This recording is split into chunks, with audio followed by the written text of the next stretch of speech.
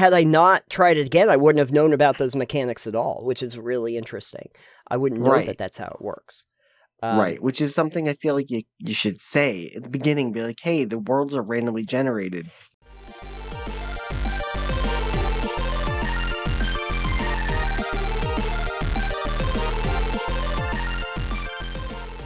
So first up on the show is a question that we got from Dadam a while back that I've just been putting on the back burner, and I wanted to address it now. In the vein of games that we thought that we would like, but really didn't, which was a question that he had asked before, he also asked the reverse, which is games that we thought we would hate that we ended up really liking. And I had two examples that I wanted to give that really, just at the forefront of my mind, are definitely that. The first one is one game that I think everybody is going to be familiar with, which is Vampire Survivors. Because when I first heard about it, I was like, oh, okay. It's like, it's almost like a tower defense game.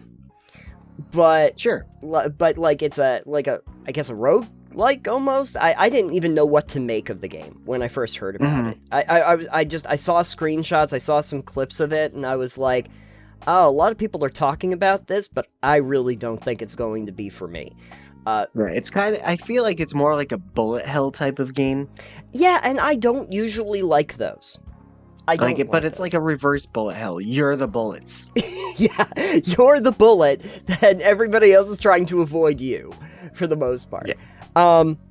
There is also some aspects where they're shooting at you. But then I played it, and the first couple runs that you go through, you're like, oh, okay, I'm trying to get the mechanics down of I don't actually fire anything. The game automatically fires stuff for you on an interval. But then you collect a few gems and you level up, and then they start giving you options as to like what other weapons you want to collect or if you want to upgrade them and stuff. And all of a sudden I was like, oh, that's kind of neat. Okay, so now I have these and they interact in different ways and they function differently. Okay, I'll grab some of those. After a couple of those, runs, I started wondering if it was something I wanted to keep playing with, but it was just interesting enough, where I was like, I'll do another run. Like, I'll do another run. I'll do another just one run. more. One more. One more run. It's okay. And then, like, the folks that developed this game are evil geniuses. Because it is this one person, honestly. It is. And he came from a background, what was it, like the gambling machines. Like, he was from a background of, like, knowing how those gameplay loops work for gambling mechanics. But he used it not to create, predatory DLC, but as mechanics in the game where, you get a chest, and you open the chest and it randomly, like, spirals around and gives you an item that you didn't have before. It gives you an ability you didn't have before. Or starts to fuse them, because then you start to realize there's certain fusions where if you have this active ability and you have this passive ability and you've leveled them up, then it might be that the chest gives you a fusion of the two and makes it way, way better. And so, like, now I don't just have my garlic, but I now have, like, a dark void around me that sucks the life force from all of my enemies into me. And so that's super cool. And then what other abilities work with that? Oh, well, here's one that it affects my range of any area affectability, and these are ones that increase the rate at which you fire them off, and before you know it, you have this just gigantic, screen-expanding dark void of life-sucking energy if you get to those. So once you get up to the point where you can actually do, like, a 30-minute run, and really, like, go through all of that, you're like, oh, wow, that was pretty cool, and it's right around that time they say, hey, you've unlocked a new map you can go to, and oh, there's some other characters you've unlocked. Would you like to get those? And here's some new abilities, and they just keep feeding you like this constant, satisfying loop of new things that they keep introducing over and over and over again. And you keep sitting there kind of going, oh, I got a bad rap on that last run. I bet I could do better the next one. And so you go back in because you're like, oh, if I just get the right confluence of circumstances, I'm gonna totally get through this. And they do the smart thing of, like, after doing all of that, they then, like, surprise you with new things. Where it's like, oh, you get to the special map where you can outrun death. Like, you can outrun the death, and you go to, and it warps you to this whole other area that has, like, a special cutscene at the end that unlocks a whole other thing. They do it's just a really smart way that the developers made that game, where it's just constantly surprising you with the new abilities and weaponry and characters that you get, and how you can continuously upgrade them. And so, after, I don't even know how many hours I had in it, sometimes I still keep thinking to myself, maybe I should go play Vampire Survivors. There you go. See, it's gotten in your head now. It's gotten in my head, yeah. And it helps that it has, like, a really nice style for what it is, and that it has, like, some pretty cool music that's fit. It felt like Castlevania, but if Castlevania was a bullet hell shooter. Yeah. And so I did like it for that reason. Now, you never played Vampire Survivors. I have not. It's sitting on my wish list. Not that it's a lot of money, just like eventually I'll try it out.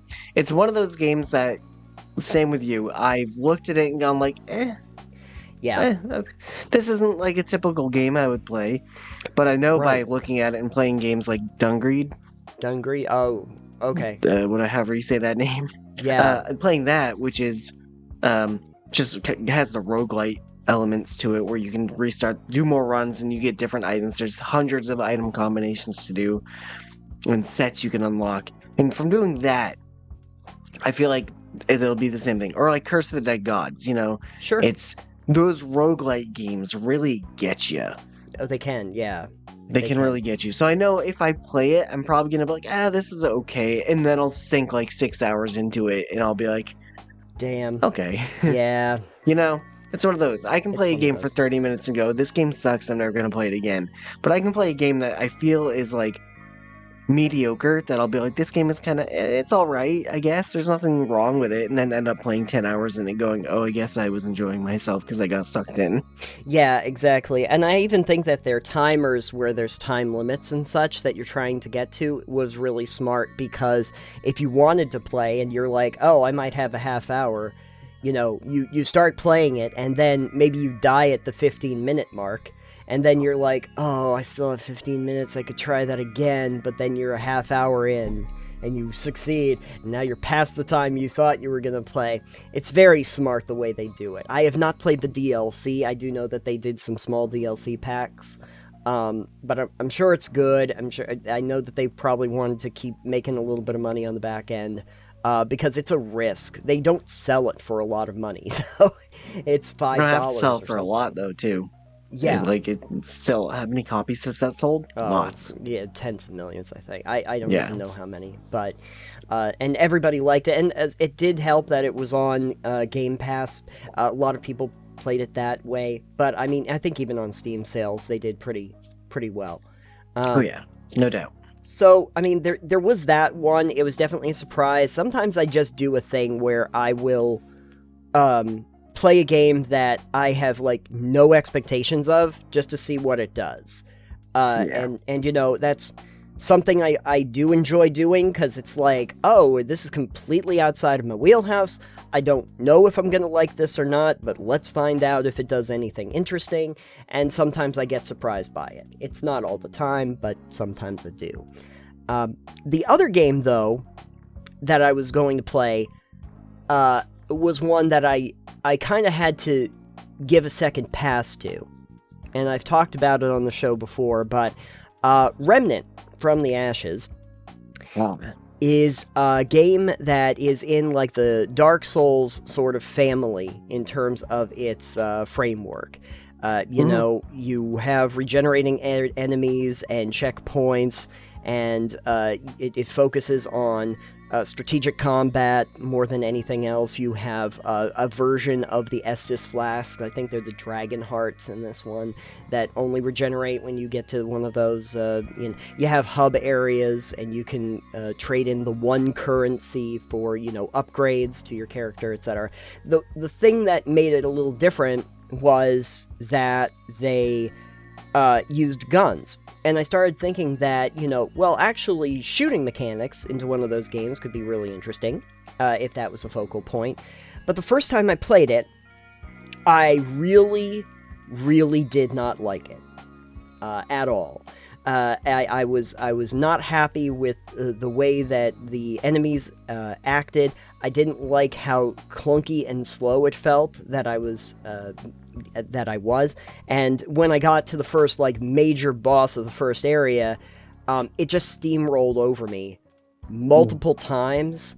Right when I thought that I was doing something I might be able to get through it, and it just steamrolled over me and destroyed half my health. Started sending out little plague spore monsters at me, and I'm like, okay, you know what? After 4 or 5 attempts at that, I was like, yeah, not doing this anymore. But I did that on console. Eventually, it was I think it was on Epic. It was free on Epic, and I said, okay, well, you know what? I'll try it on PC. And I'll try it again, and I'll make a new character, and I'll shoot my shot again, because it feels like it could have been good. It feels like it could be good. Games that feel like they could have been good. There's a lot of games that feel like they could be good in the right circumstances, and maybe I wasn't in the right circumstances. And Gunfire Games, who are the developers of that, had some really good titles. They also made the Darksiders series. So they and I think at that point they had already made Darksiders 3, which actually had Souls-like elements in it too. And I played that, and I thought that was really good. So I was like, well, let me give it a second try. I'll give it a second try. And what I found was really interesting is that something I did not know when I originally went into the game was that there is randomized elements every time you go through a playthrough. So the individual maps will change and have different configurations as to where one area leads to the next, and that there is even different end bosses that you might encounter on different seeds, essentially. So that you lock in a world, but then if you wanted to, you can recombine the world eventually and run through it in a new way so that you can fight different kinds of bosses. So I get to the boss area, and I'm like, oh boy, here we go with the big juggernaut dude that's going to plow over me in 5 seconds. And it's not. It's a completely different boss. And I get through that boss in a few attempts, and it feels more manageable.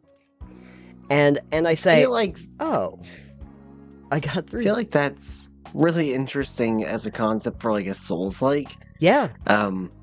But not necessarily in a good way. Then it comes down to what you randomly roll for your world. So, right. For a casual player, someone like me or someone like you, that's as you said, you didn't like it. You stopped playing the game at that point because it just felt unfair, pretty much. Yeah. And it's I would have never tried it again. Right. Probably. Right. And well, had I not tried it again, I wouldn't have known about those mechanics at all, which is really interesting. I wouldn't know that that's how it works. Right, which is something I feel like you should say at the beginning. Be like, hey, the worlds are randomly generated. Yeah. Yeah, that it should be more clear that that's a thing that happens. Because it's not made explicit at the outset. There's this giant world crystal that's in the main camp that you eventually have access to, where you can start to reseed, and I think it especially becomes useful after you do the main quest, because it will ask you about difficulty levels and stuff like that when you go back in. so that you might have access to different parts. Because also different bosses, different enemies have parts and components and stuff that you might need for upgrades and stuff. But I got through that boss, and then I get to the next area. And by this time, I'm like, oh, okay, I see what kind of weaponry works for me and what kind of armor works for me. And it gave me enough space where I could see that the mechanics actually will work okay if you understand how it works in the game. As long as you understand how the game functions, then you can tailor it to your style, you know? And I realized that it was probably, one, I wasn't playing the class that worked for me. I did a different class the second time through.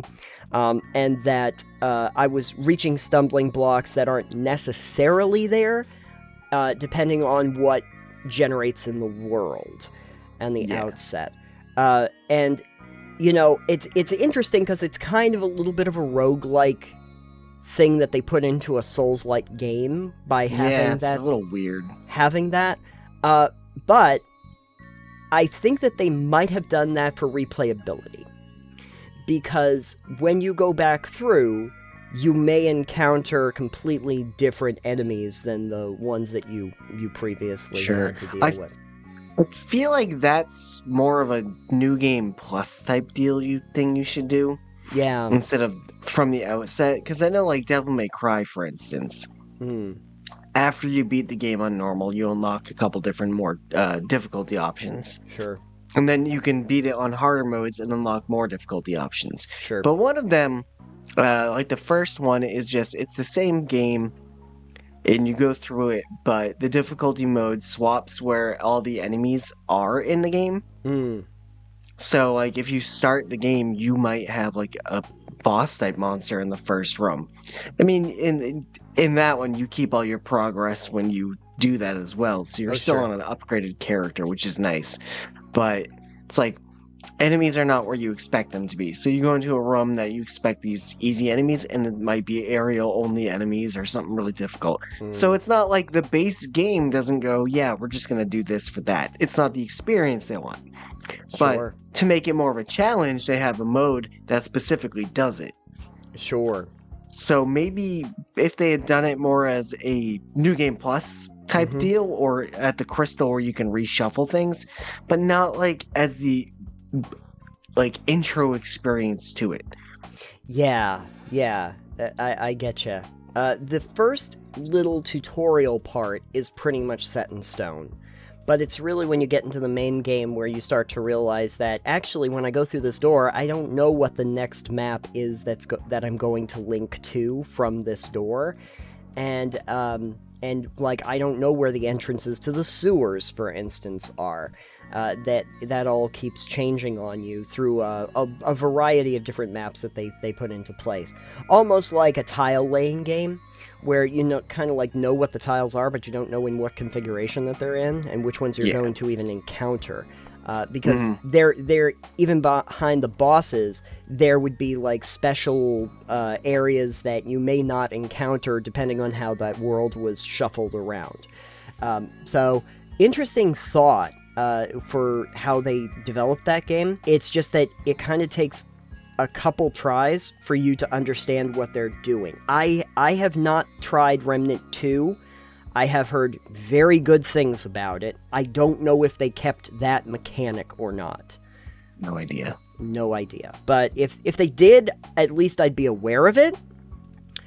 I can tell you that I did try, what was it, Chronos Before the Ashes, which was like the kind of the prequel to Remnant, but was also, I think it was like a VR, or it was a mobile game that came out before Remnant, and then they turned it into, after Remnant did well, they turned Chronos into like an actual computer game that wasn't those other things that didn't work.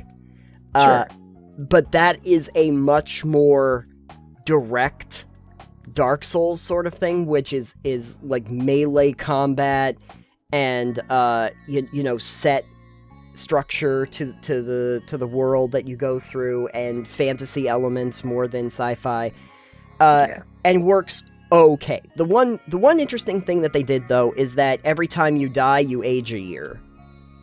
Okay. In that, which does eventually affect what your maximum strength and dexterity are, but also increases like your wisdom stats, so you can get better at magic later if you die enough, but you don't have the ability to wield as strong a weapon and do as much melee combat. So they did an interesting thing there.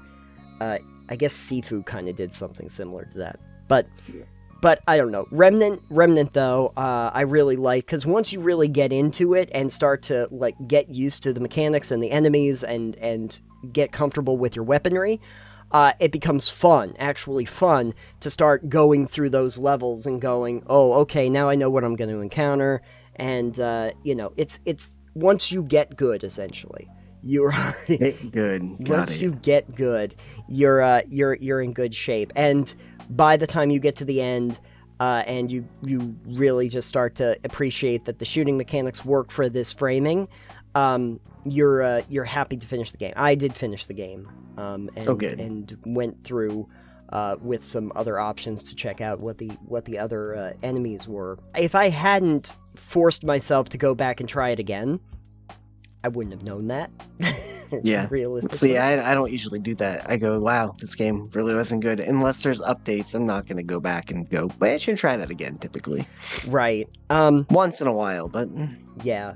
I kind of decided that, we'll talk about it during the New Year's episode, but I've kind of decided that this coming year, I want to do, like, second chances for a lot of games that I didn't like to begin with, but I always felt like maybe under the right circumstances I would, and like really sit down and say, okay, we're gonna try this one more time and see if I can actually go through, like, can I actually find the value in this, because it's been nagging me that I Right. can't.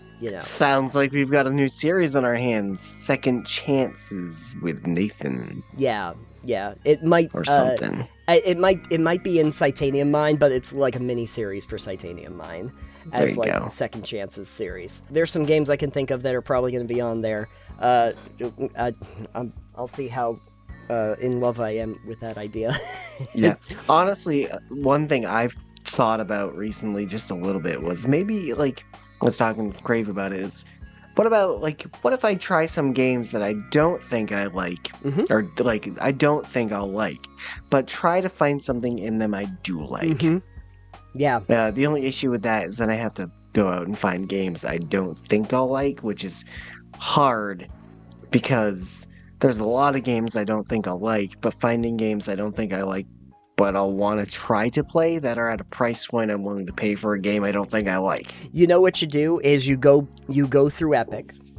Yeah, right? And you start looking through Epic, because I guarantee you that there's stuff that you got for free on Epic or one of the other services that you probably didn't think you'd ever want to play, but you picked them up anyway. Yeah, that's probably where I'd start with that. Those are a couple examples. If anyone out there has some games that you'd like to share that you hated, I'm not going to judge you, even if it was like a great game and you say I hated it, but then I got a little bit happier with it, or if I don't like it, I'm not going to judge you. Everybody has preferences on what games Nathan's they like. going to judge you really severely. I'm going to judge you, but it's going to be silent judgment behind the scenes. I'm going to be very passive-aggressive in my judgment of you. Perfect. So get ready for that.